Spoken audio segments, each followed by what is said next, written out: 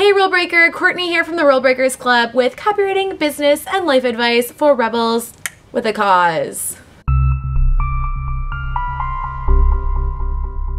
Alright, so I have a really unconventional sales tool for you today, and I absolutely love this. I think it's totally brilliant and very unconventional, which is the Rule Breakers Club, so obviously I like anything that sort of goes against the grain. Now, I've been reading this a while ago, of this really, really great book by Frederick Eklund of Million Dollar Listing New York on the Bravo channel, The Sell. And he talks about how he sold millions of dollars of real estate in New York City.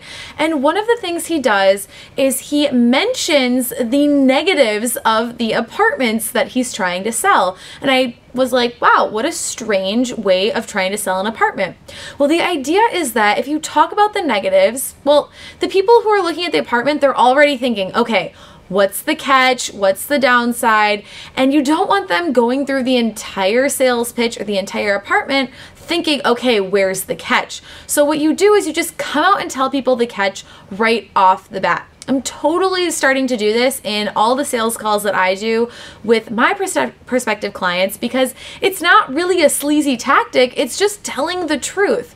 What this does is it instills trust in your clients and customers because you're willing to come out and tell people that the thing you're selling is not perfect. The fact of the matter is we all know that nothing is perfect, we hear that all the time, but salespeople seem to always think that the thing they're selling is perfect, which is why it seems so freaking salesy.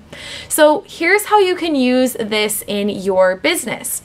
Let's say that you have a personal styling business and you work with one-on-one clients and you take them on shopping trips to pick out a new wardrobe. So what you could do is when you're talking to a new client, you tell them, okay, here's the service, here's what I'm going to do for you. We're going to go shopping. I'm going to help you try things on and tell you what fits your body and all that kind of stuff, the colors, all that. But here's the catch, that I only take on one client a week because I like to give a lot of one-on-one attention to my clients. So really, it's a good thing, but I know that that means that I book out really far in advance, so you do have to book your session in advance if you want to work with me. Total truth statement, right? So you can totally use this in your business.